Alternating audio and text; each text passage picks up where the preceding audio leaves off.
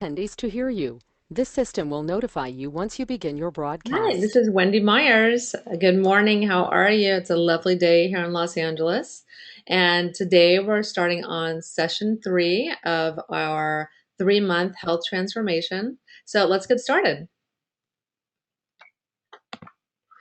Today, I want to talk a little bit about last week's goals. Last week's goals were to cut out gluten and listen to your body when you're eating. Um, Essentially, I'm wondering, did you cut out the gluten? Were you able to ditch the bagels and the bread and toss your cookies? I'm hoping so. If you did, you probably felt a lot better mentally and physically. A lot of mysterious symptoms begin disappearing when you avoid gluten. And now, I forgot to mention, though, however, when we were talking about gluten last week, that um, that been some new studies that have come out that show that gluten sensitivity issues, even if you don't have them, can still show inflammation in their gut after gluten consumption. So even if you don't have gluten sensitivity, it's probably a good idea to cut out gluten. It takes years for this inflammation and the gluten irritants to cause disease. And by the time you manifest symptoms, it can be too late to reverse the illness. And many think that autoimmune disease and arthritis are in part caused by gluten. I mean, it's a really nasty substance. So it kind of makes you want to try and cut it out now, huh? And one of the other goals that were for last week's session was to begin listening to our body and our cravings. And I'm just wondering, were you able to do that? I'm hoping that you, after every meal, after every food that you put in your body, that you are able to really listen to your body and how you felt mentally and physically. And did you experiment with foods and see how they made you feel? Did anything surprise you? And did it surprise you to realize how much food affects your mood and energy? Because it truly has a profound effect. So let's get started with today's lessons on fats, the good versus the bad, dairy, and we're going to talk about a little bit about dairy. Now, I'm sorry, there's a mistake in the slides. Today we're going to talk about fat. Fat is extremely important in your diet. You need it to be healthy. The brain is 60% fat and it contains 25% cholesterol. In fact, every cell in your body contains fat.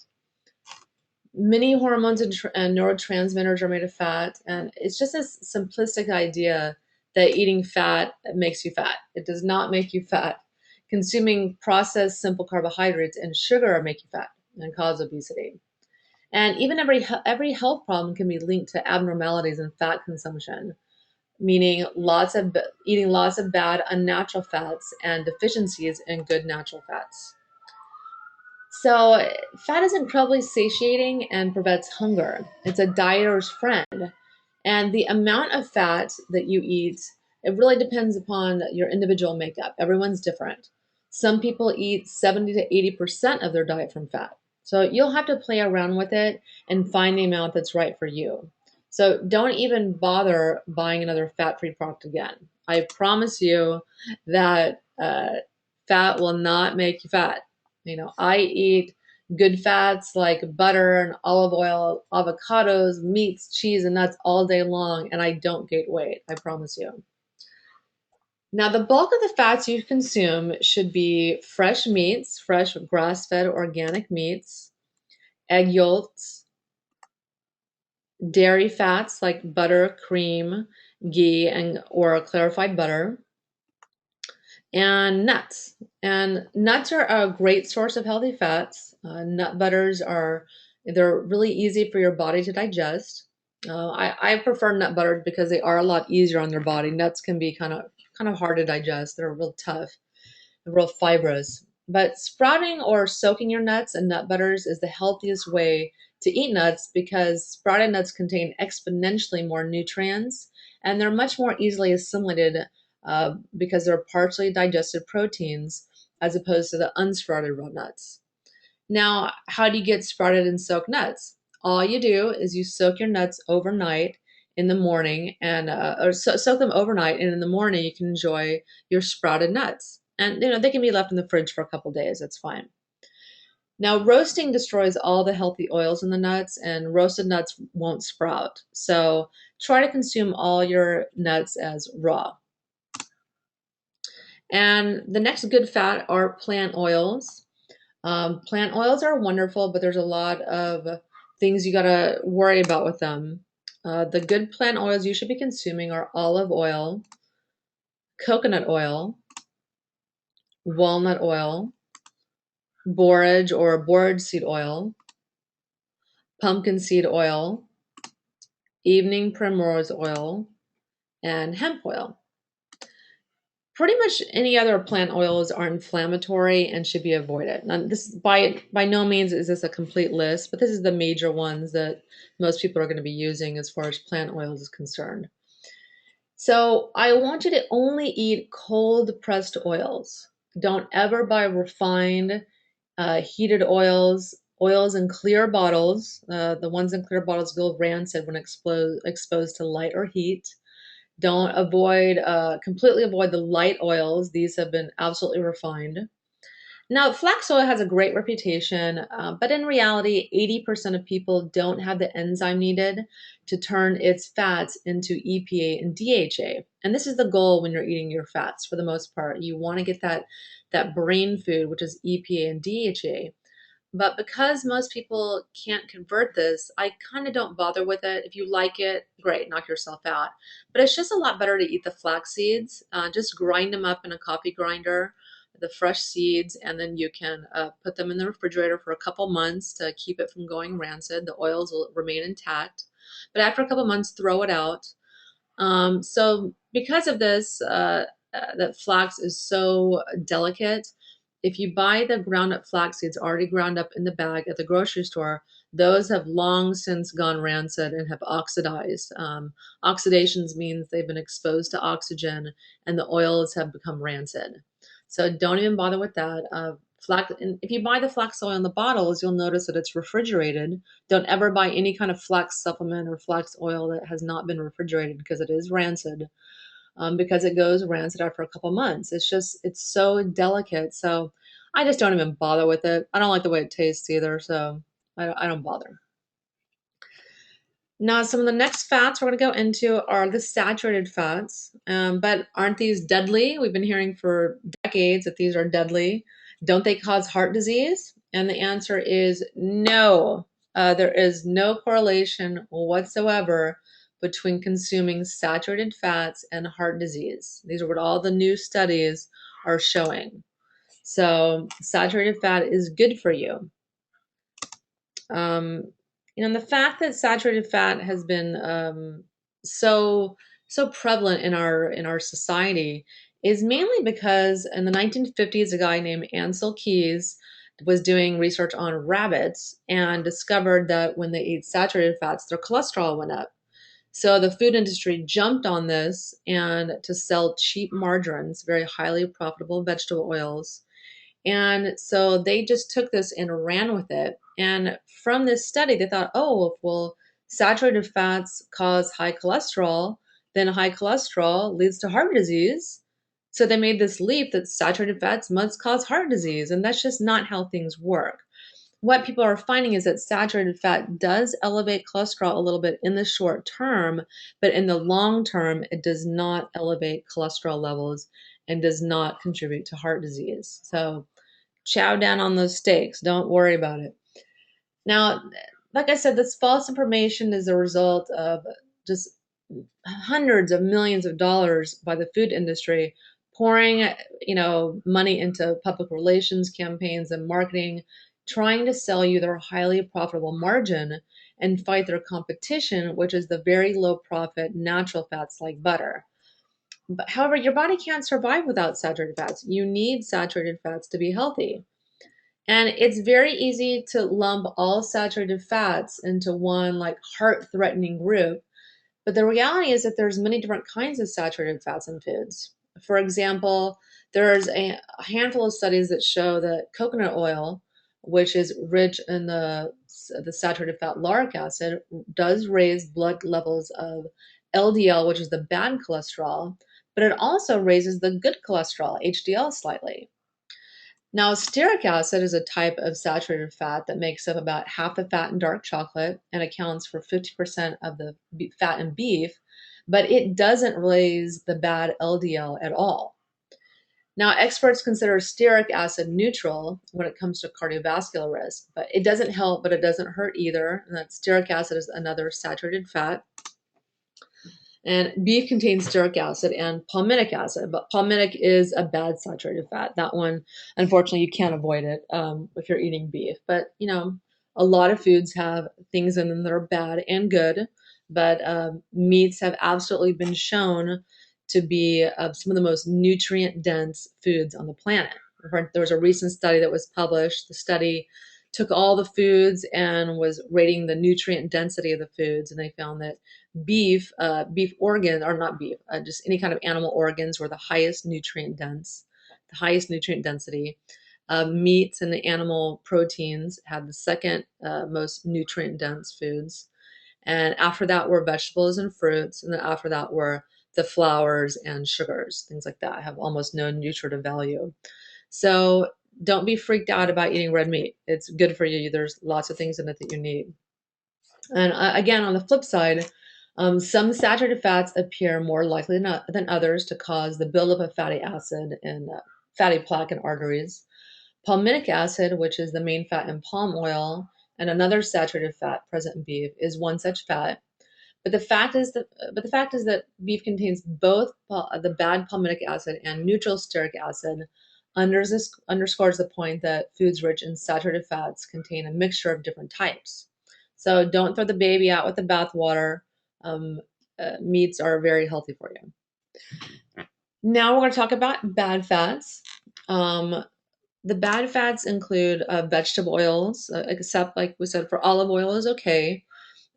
Cooking oils fall in this category. Most cooking oils you see are in the clear bottles in your store. You want to avoid those. Cooking oils are always corn oil and canola oil. Canola oil is probably one of the worst oils that you can eat. Then we have margarine. Margarine is made always from vegetable oils and usually from partially hydrogenated trans fats, which we do not want to eat. You don't want to eat any butter replacements. That usually is margarine, but there's other things like spreadable butter that usually has trans fats in it to make it spreadable. And you want to avoid most bottled salad dressings. Those always have, usually they're all made from soybean oil and other vegetable oils. You want to avoid the vegetarian fats and shortenings. Those are always usually soybean oil and palm oils, and even vegetable oils that have been hydrogenated or made into shortening are not good for you. It's not going to have good health results for you if you consume it. You want to avoid any product that has hydrogenated oils in it, or partially hydrogenated oils, more accurately. Anything that says interesterified fats are bad, or di and monodiglycerides. Those are also trans fats. You want to avoid anything with shortening in it. Shortening is just pure trans fats. That's all it is. It's like a plastic food. When you eat it, it's kind of turns your body plastic and it gums up all your metabolic pathways, and it absolutely contributes to poor health. So you want to avoid shortening. And one of the main things that shortening is that people don't think about are cakes at the grocery store. A lot of the cheap cakes, if a cake is like $10, you can almost guarantee that it was made with an icing that was pure shortening with food coloring and sugar in it. So I definitely avoid any cakes at parties or anything like that, any cupcakes at parties, because unless they're made with buttercream frosting, I don't eat it. Now, the basis of most processed fats is, I'm sorry, let's go back.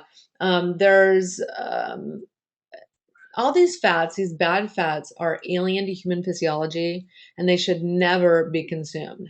Like, I'm paleo, and these cavemen did not eat vegetable oils because our bodies, they're just not evolutionarily suited to process them. Our bodies just don't know how to handle them. It's just these fats have only come about in the last couple hundred years. And so our bodies are just not suited to process these foods. And not only that, but the vegetable is the principal source of most people's inflammation. Remember, inflammation is the underlying cause of obesity and most disease. These vegetable oils contain omega 6s. These are really inflammatory, and the American diet is probably there's a ratio of about 20 to 1 omega 6s to omega 3s. You want one or two omega 6s to omega 3s. So if you consume any of these bad fats, you're throwing your ratio way off, and you're actually preventing your body from absorbing omega 3s, even if you do eat it or take supplemental fish oil with omega 3s. So you got to be really careful with these bad fats and not consume them because there's too many other um, food sources of omega 6s. You don't even have to try, you just get way too many as it is. So you got to avoid these to avoid inflammation and disease. Now, the basis of most processed fats and bad fats is vegetable oils, corn, soy, sunflower, canola, and cottonseed. Now, these oils, they're very unstable. They're easily damaged by high temperatures, pressure, and the chemical solvents used to extract them. And during this whole processing, they create these fatty acids turn into trans fats that are very harmful to your health. And unfortunately, you find these highly processed, highly refined vegetable oils in most processed foods. So anytime you see a food, even at Whole Foods or your health food store, any food that's in a box or a can or a jar, you have to read the label to ensure that you're not eating these foods. Now we're going to talk about trans fats. Trans fats they're so hard to avoid. Even me, where I just read all my labels and I eat really healthy, you're still getting them. Even if you're really diligent in your diet, you're still getting trans fats. It's very hard to avoid because even if olive oil, you cook it at really, really high temperatures, it can still turn into trans fats. So got to be careful. Trans fats are the plague of our society. Trans fats are absolutely deadly. And if trans fats were eliminated from the food chain, heart disease would decrease by 50%. I mean, that's a really dramatic statement. That's a really dramatic thought because these trans fats, I mean, their only purpose is to make the food manufacturers more money. This product is used to increase the food's shelf life and profits for the food manufacturer with no regard to how they affect your health. And these food manufacturers, they know they're detrimental to people's health, but they don't care. And unfortunately, consumers want this too. When they buy a product, they want it to last for a really long time on their shelf and they want it to taste really good. Trans fats give this really nice, full, buttery mouthfeel. And so unfortunately, food manufacturing are also catering to what people want. They want their food to last a long time. They don't want to spend $5 on a package of cookies and have it go bad or go stale or hard in a few days. Like when you bake cookies at home, they go stale after a couple days. And so unfortunately, you just have to, I don't know, get real and realize that real food goes bad quickly. So that's just what you have to deal with when you're eating a healthy diet. Now back to trans fats. Trans fats are produced when they're injected with hydrogen. They take an oil and they inject it with hydrogen into the vegetable oil in the presence of a catalyst like aluminum, nickel, or other toxic heavy metals. So all trans fats contain these toxic heavy metals that get into your body, into your fats, into your brain, and they stay there until you do a detox regimen. So if you're not detoxing, which most people aren't, this stuff is getting stuck in your brain and causes many, many health problems, of all of which you can see on my website. Read all about it. Now, the remnants of these toxic heavy metals end up in the final product of the food and in your body when you eat them. Trans fats occupy the place of natural fats in the body and the cells. And it ends up rendering them unable to do their jobs, essentially disabling them. These trans fats are like plastic and they gum up the cells in your body and they gum up your metabolism as well. They prevent your metabolism from working properly. Now, trans fats, like all these organs and tissues in the body are affected, especially your brain, given that your brain is 60% fats. Now, trans fats have so many harmful health effects. Studies are showing that they suppress immunity, they cause diabetes, they absolutely contribute to diabetes. They absolutely are one of the number one contributors to heart disease. They cause cancer and they damage the liver and kidneys. Like, these trans fats are no joke. There's a reason why food manufacturers are scrambling to get rid of trans fats out of their products and boast the no trans fats label. And trans fats also interfere. There's a lot of other health problems, and they interfere with pregnancy, the normal production of hormones, which your body uses to communicate messages around the body. They reduce the ability of insulin to enter cells. That's why they cause diabetes. And like I said before, they damage your liver and kidneys, which you need to live and to detox your body. Now, trans fats are in everything, disguised as they're disguised as partially hydrogenated oils, shortening, fractionated oil, interesterified fats, diglycerides, monoglycerides. And so just look for these ingredients on your food labels and make sure you avoid any ingredients with these foods.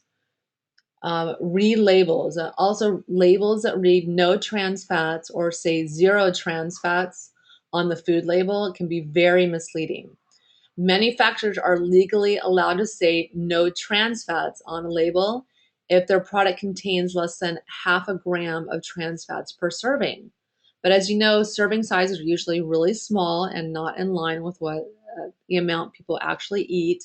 So if you eat a food that says no trans fat, but it actually contains trans fats, you could be eating several grams of trans fats in one sitting, which you don't want.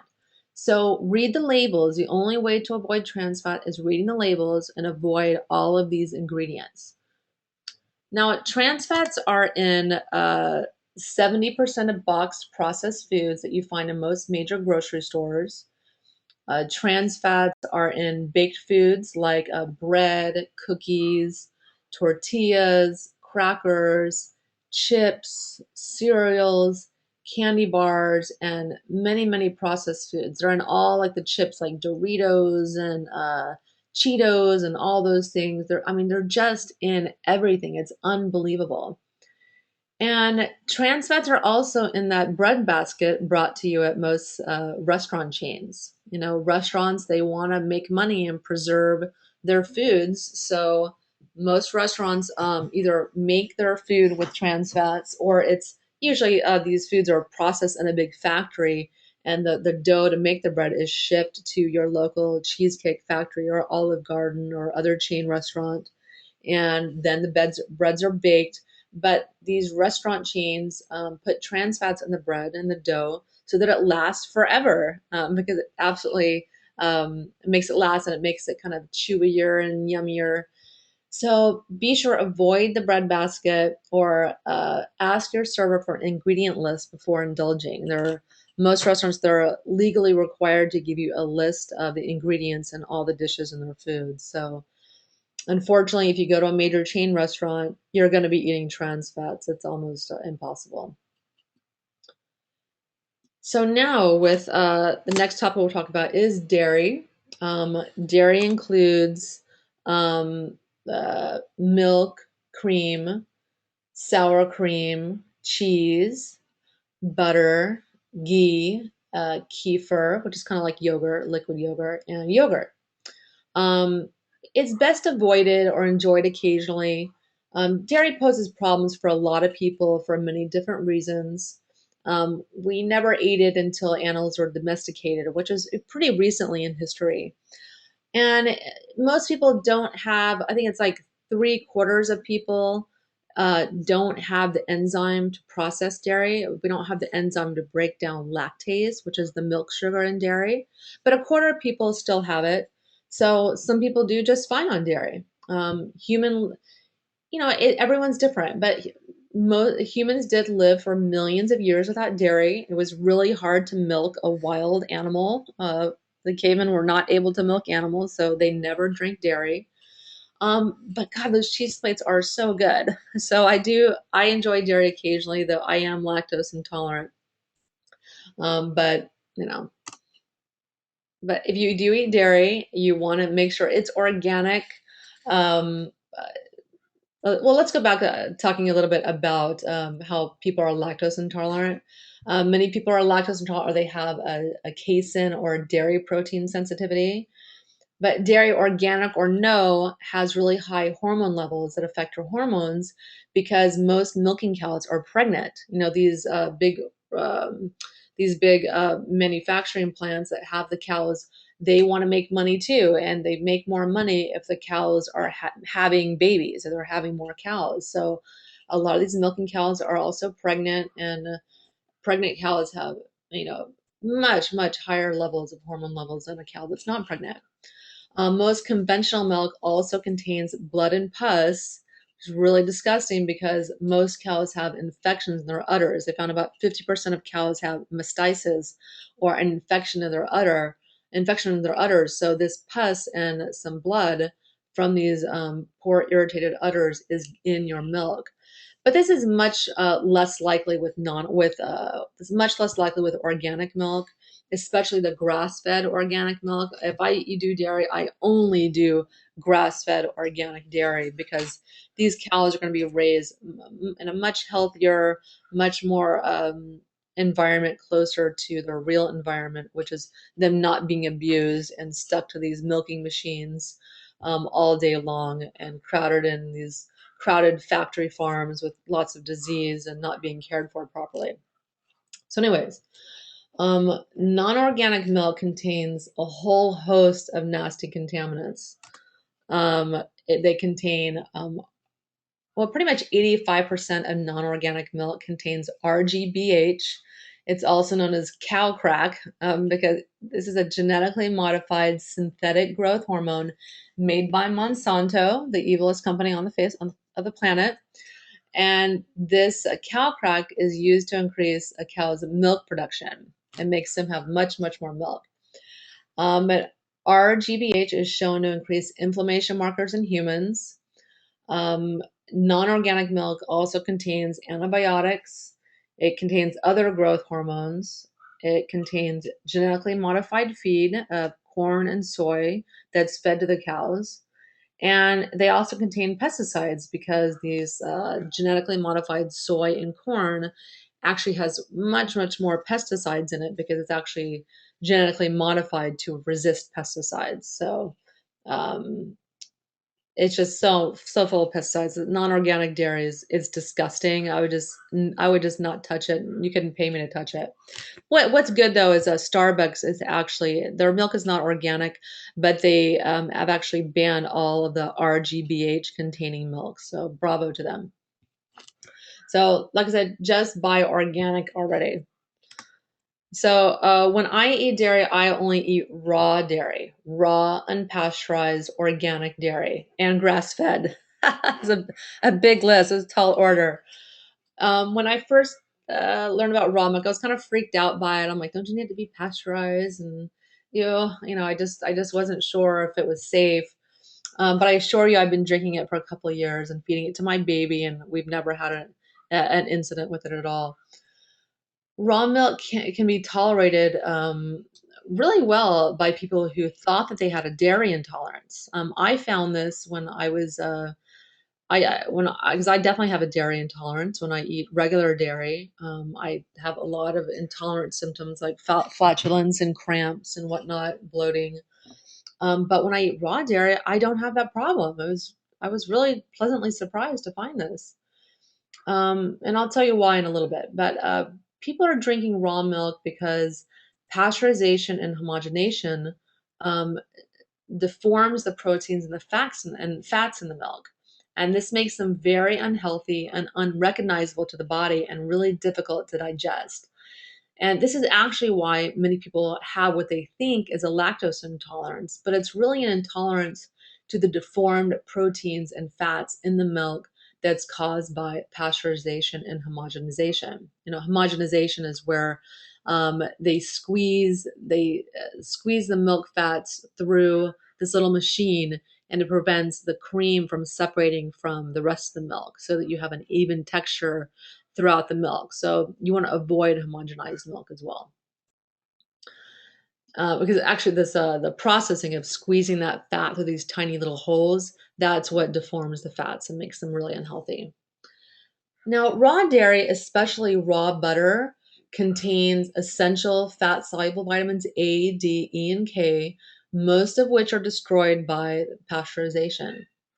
Now, these fat-soluble vitamins are necessary to absorb vitamins and minerals from vegetables, and this is why I personally put raw butter on all my food, because you need those fats to absorb the minerals and vitamins. It's very important. A lot of things that people overlook in their diet.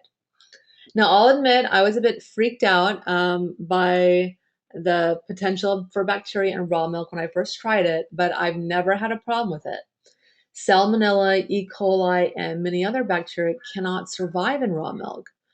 Um, the beneficial bacteria, enzymes, and immune complexes naturally present in raw milk destroy these pathogens.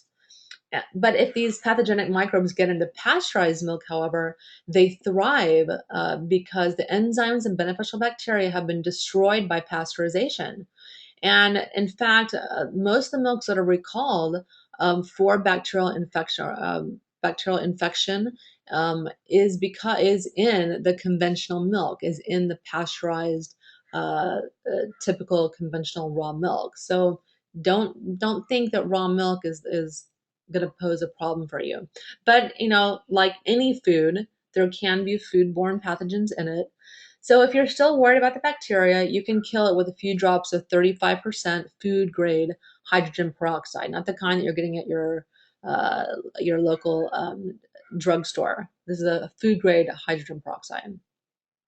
So are you dying to try raw milk yet? You won't find raw dairy products in any major stores, but you'll find them at farmers markets, your local dairy farm, or small natural health food stores. For a list of the organic raw dairy farmers, just see the websites westonprice.org and realmilk.com, or I think it's also realmilk.org. Now, I want to talk to you a little bit about fermented dairy. Fermented and raw dairy, the protein has been pre-digested, which makes it a lot better for people who might have a problem with the protein casein that's in dairy. Fermented and cultured dairy products include like cultured butter, sour cream, yogurt, and kefir. These are best because the lactose proteins have been broken down, making them even easier to digest. Oh, I'm sorry, it's the casein proteins. The casein is the protein found in dairy. These have been pre-digested. And these dairy foods are really high in enzymes and vitamins that are normally destroyed by pasteurization. Again, I advocate eating raw fermented dairy. But you can enjoy the fermented conventional dairy that's been pasteurized. But I definitely advise just making it at home from raw cream and dairy, raw milk. And there's some non-dairy alternatives. If you just absolutely do not want to eat milk, you want to go full on paleo, I recommend almond milk. I recommend hemp milk. I love hemp milk. It's so creamy. It's got this wonderful creamy texture. You can drink hazelnut milk, cashew milk, coconut milk. You can eat rice milk cheese. I think like Daya is one of the best fake cheeses. And almond milk yogurt is fantastic. It's what I feed to my daughter. She eats it up. But you have to remember the majority of people on this planet never eat dairy. Billions of people on this planet don't touch it. You do not need dairy to survive. You do not need it nutritionally. Being paleo, I try not to eat dairy.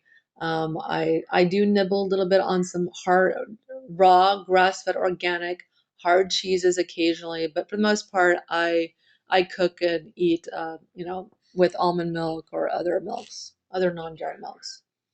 One little problem in milks is you want to avoid carrageenan that's in most nut milks. I have not found one nut milk that doesn't have carrageenan except for the Whole Foods brand, the 365 brand at Whole Foods.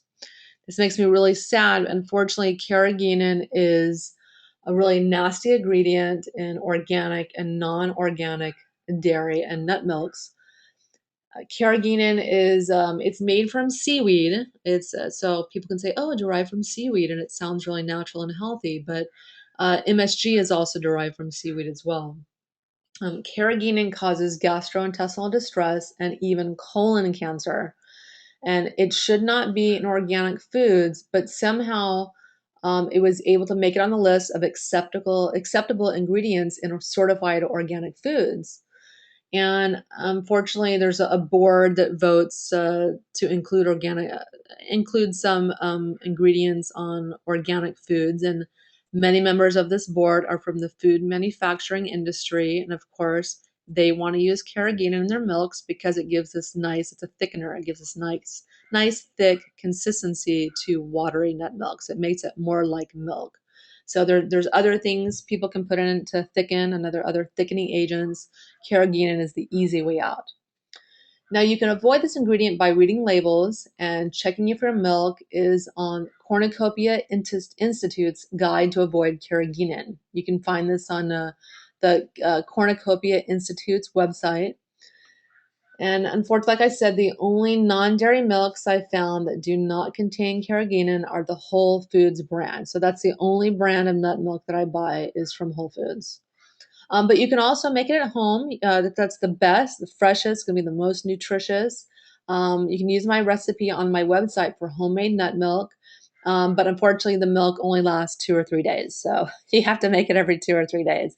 But it's so much better. And you can add vanilla and cinnamon and honey and all kinds of a wonderful, it tastes so good. It's so much better than the kind you find in the bottle. So that's it for today. So hopefully I've gotten you to go gluten free from last session. So let's try to take it a step further and eliminate most grains. Rice is still the best of the bunch, but the other grains cause problems for a lot of people. Many people report that they have their digestive issues, fatigue, brain fog, and other issues finally clear up only after they cut out all grains. So just try it for a couple of weeks. Just try it for the next 2 weeks. I guarantee that you'll lose your muffin top too. No, rice is probably okay. It's the best of the bunch, but just see if you can cut out all the grains for the most part. Just see how you do. I would prefer you eat like maybe some sprouted corn tortillas, or some of the brown rices, or white basmati rice is okay. Just try it out and see how you feel. I'm going to make you paleo yet. But next, I want you to absolutely get all the deadly trans fats out of your diet. Call it a moratorium on trans fats.